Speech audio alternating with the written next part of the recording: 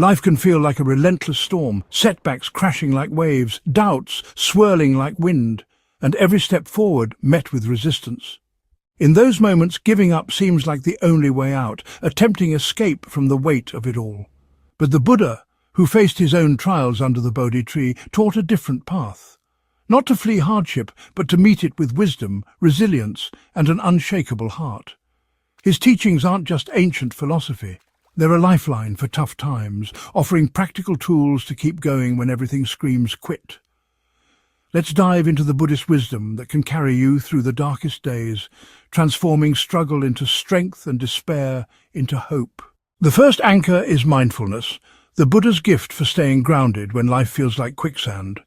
Tough times scatter your mind, replaying failures, dreading what's next, or numbing out to avoid the pain. Mindfulness brings you back to the present, where you can find footing. Picture this. You've lost your job, and panic sets in. How will I pay rent? What did I do wrong? Your thoughts spiral, urging you to give up. Instead, pause. Feel your breath, slow and steady. Notice your surroundings, the chair beneath you, the light in the room. This isn't denial, it's reclaiming the moment. The Buddha taught that the present is your refuge because it's the only place you can act. Start small. When despair hits, spend 2 minutes focusing on your breath. Label intrusive thoughts, fear, regret, and return to the air moving through you.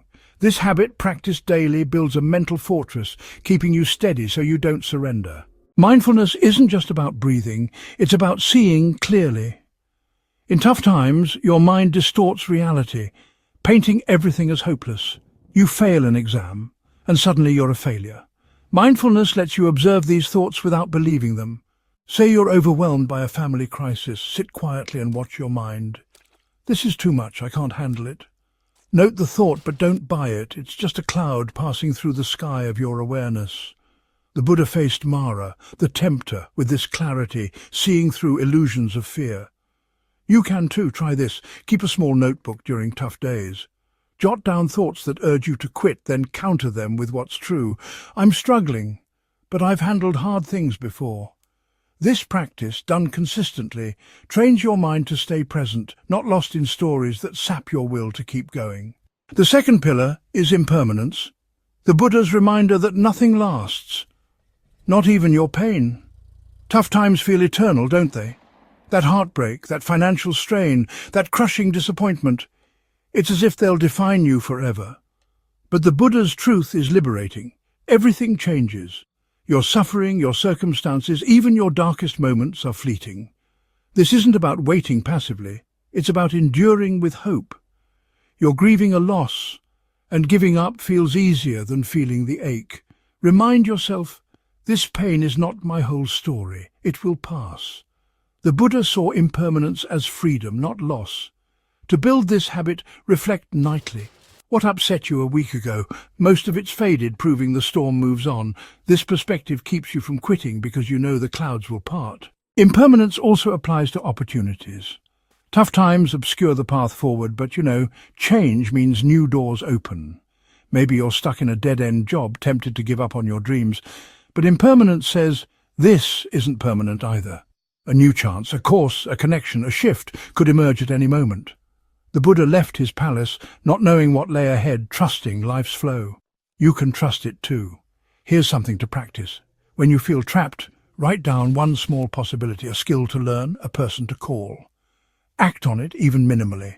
This habit of seeing change as an ally keeps you moving, not frozen in despair. Compassion, the third pillar, is your strength when toughness alone isn't enough.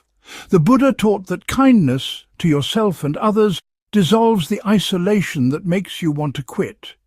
In hard times, your inner critic thrives. You're not strong enough, you're failing. But compassion, it really does silence that voice.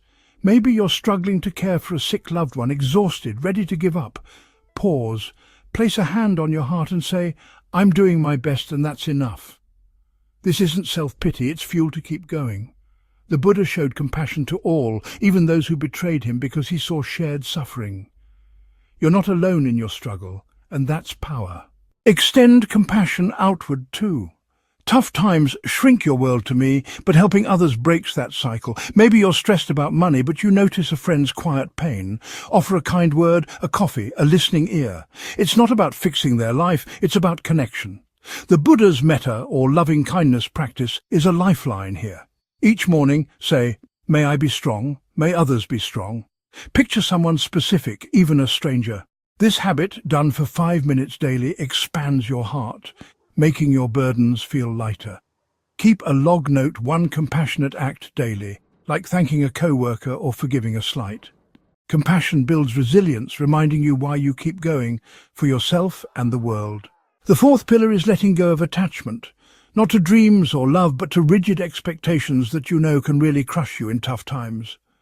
The Buddha saw clinging, or tanha, as suffering's root. You're attached to life being fair or to a specific outcome, a perfect career, a happy family. When reality diverges, you're tempted to quit. Letting go means acting with purpose, but releasing the need to control results. You're fighting to save a relationship and it's falling apart. Instead of gripping tighter, say, "I'll do my part. Listen, love, but I can't force this." The Buddha let go of his royal identity to find truth. You can let go of what traps you in despair. This habit takes practice because, attachment really feels like strength. But honestly, it's not. Try this. Identify one thing you're clinging to, maybe a job, an apology, or even a certain version of success. Write it down and then ask yourself, what if I release this? Pair this with a morning ritual. As you wake, say, "I let go of what I cannot hold." Open your palms and just feel the release. If your mind resists, maybe it says, "But I need this." Breathe and try again. To track your progress, note one moment each day where you acted without clutching. Maybe it was an honest talk or a step toward a goal. Letting go keeps you moving, unburdened by what you can't change. Wisdom, the fifth pillar, is really about seeing life's truths, impermanence, suffering, and that there's no fixed self or anatta. Tough times can make you feel like a permanent failure or victim, but wisdom says you're not a static self, you're a flow of moments. That bad day at work, it's not you. It's just a passing event. The Buddha's clarity came from seeing through illusions. Maybe you're overwhelmed by debt, ready to give up. Ask yourself, is this my whole story? Am I just this struggle? The answer's no. You're bigger than that, a stream of choices and chances. Build this habit. Spend 5 minutes nightly reflecting what's true right now. This really cuts through despair's lies, giving you strength to persist. Wisdom also means seeing your enemy, whether it's a person or a circumstance, as impermanent and human. That boss who criticizes you, they're not evil, just caught in their own fears. This perspective, practiced through reflection, keeps you from quitting out of spite or defeat. Try it. When someone triggers you, ask, what's driving them? This small shift, done consistently, builds a wise mind that endures. These pillars, mindfulness, impermanence, compassion, letting go, wisdom, aren't just abstract ideas. They're daily practices to keep you standing when life knocks you down. The Buddha's path is about persistence, not perfection. You're not alone in tough times, and honestly, you're stronger than you know. Start now.